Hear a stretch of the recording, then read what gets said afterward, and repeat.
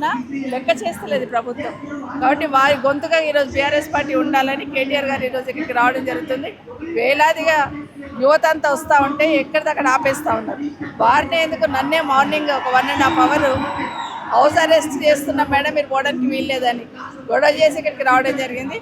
ఒక రకమైన అలజడి స్టార్ట్ అయింది ప్రభుత్వంలో. ఈ సభ ద్వారా ఏం చెప్పదలుచుకున్నది బీఆర్ఎస్ పార్టీ నిరుద్యోగులు? ఎన్నికలప్పుడు ఏ మాట అయితే ఇచ్చున్నారో 2 లక్షల ఉద్యోగాలు ఇస్తామన్న సంవత్సరంలో ఇవ్వమని అడుగుతున్నాం.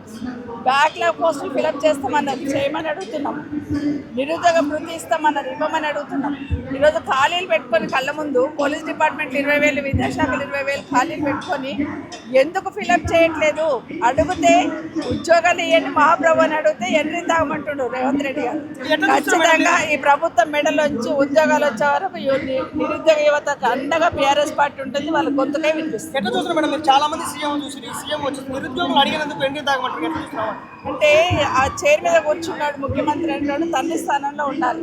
ప్రజలకు ఏ కష్టం వచ్చినా నేనున్నాను భరోసా ఇవ్వాలి. ఈ ముఖ్యమంత్రి గారికి ఆలోచన లేదు. ఆయన చెప్పుకుని కదా నేను హిట్లర్ స్ఫూర్తిగా పనిచేస్తున్నాను.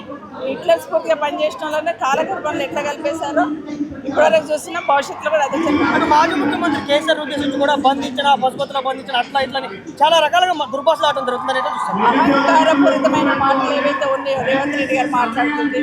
10 సంవత్సరాలు ముఖ్యమంత్రిగా పనిచేసి 14 సంవత్సరాలు ఉద్యమం చేసి ప్రాణాన్ని కూడా లెక్క చేయకుండా ఉద్యమం చేసి తెలంగాణ సాధించిన కేసీఆర్ గారి పట్ల మాట తీరు ఎట్లుందని తెలంగాణ ప్రజలు గమనిస్తూ ఉన్నారు.